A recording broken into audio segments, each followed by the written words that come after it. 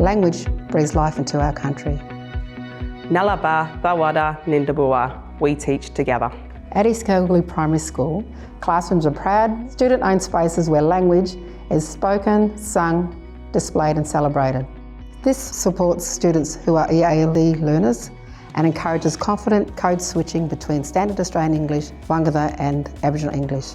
As curriculum leader at East Kalgoorlie Primary School, I have worked very closely with Tanya and her cultural leadership team to build an integrated program that values two-way science and language. An integrated approach is bringing different aspects of the cultural responsive pedagogies that is taught in two-way science and language across different elements of the curriculum, including English, maths, art, HAS. This whole school approach ensures our teaching and learning programs include the cultural learning goals of the community so that we can build our students' confidence, we can build them up as knowledge holders in the science and the language space so that they can become really confident learners and confident people within themselves. At East Kalgoorlie Primary School, we learn about Aboriginal culture, we learn the languages, and there's lots of stuff to do to interact with in the language classroom and the bush garden. We integrated the two-way science approach within the school because we could see that the Aboriginal students and all of our students had a desire and a love for learning about their culture and their language. This was a really good way to give them the prior knowledge to develop and build on success across all curriculum areas. At East Kalgoorlie, the belief is simple but powerful. We don't need to have the language to start, just the curiosity and respect to learn. When we integrate culture and language into our lessons, it's really amazing to see the kids become suddenly so engaged because they feel confident in discussing the topic because it's about things that they already know and they're familiar with, and they know that they have the ability to perform well. So that eliminates that fear and that cognitive load because they already know what they are talking about. It's important to learn about country, to know where I'm from. One of the things that we do is when I'm teaching language and two-way science, see what's on country first, whether it's biological science or physical science, and how does it connect to each other.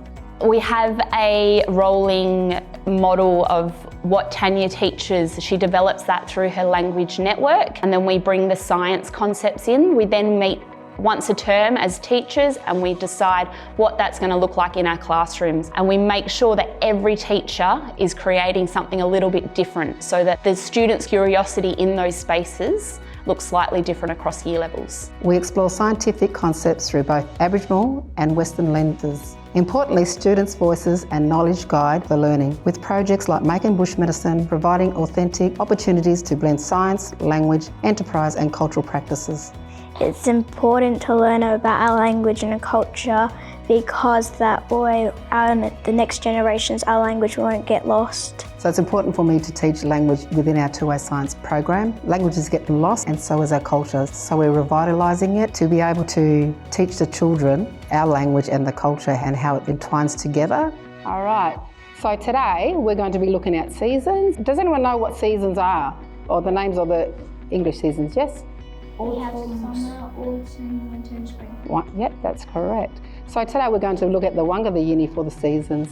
So when I say it, I want you to copy after me. So the first one over there is Gullinga. Everyone say it. Gullinga. Gullinga. Gullinga. Gullinga. Gullinga. Gullinga. Gullinga. So on the inside, do you know what this would represent? So what it actually is, it's the changes of the seasons within the seasons. So in Gullinga, or in summer, as you know, when it's hot, sometimes it's really, really hot, then it starts getting cool. So the different changes within the seasons, so that's what these are. So the inside of it, there's 9 that are the changes within the season.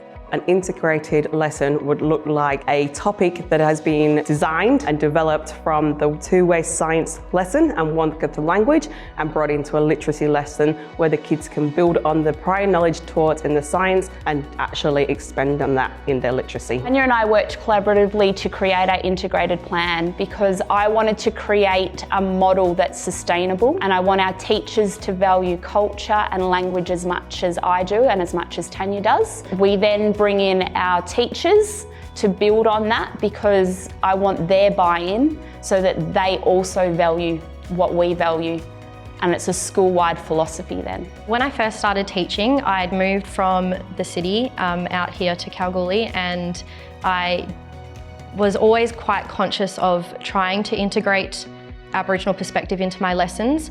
But now working in a school where I have seen the kids absolutely thrive whenever I'm able to integrate even little words here and there, I encourage them, you know, instead of saying, oh, make sure your writing is small enough to read, I'll say, make sure your writing's ninny, and they know right away what I'm talking about. And it's great to see them feel seen, and it makes that connection between me and my students a lot stronger. Turn your binners on so we can listen to the other people talking. Beautiful. Okay, what can you tell me that you shared with your partner about the Wangatha seasons? Dixie.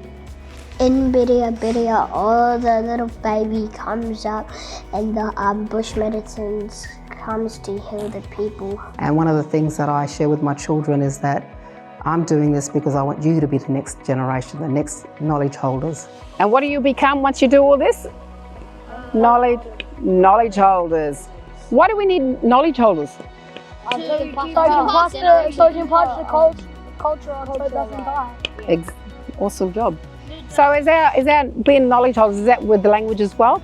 Yes. Yeah. But what if you don't have language? Can you still be a knowledge holder? Yes. Yes, that's correct. Because these are the skills of the old people, isn't it? Yes. My advice for teachers who are fearful of making mistakes or messing up is to just come in with the intention of bettering your students' education. Rely on people within your community, reach out to elders, they are the knowledge holders. Rely on kids and families, they will be more than willing to help you out, and there's no bad questions as long as you're being respectful. Make a start. So the advice I would give to other schools, make a start and just run with it. I believe that all schools should bring in two-way science, as it is part of Australia's history. It empowers our Aboriginal people, it's a reflection of celebration, and it's part of reconciliation. The benefits of two-way science and language within our school is confidence. We can see our staff are more willing to engage with the local community, with the parents. Valuing their knowledge is a big part of what makes East Kal really special. We're all better when we come together.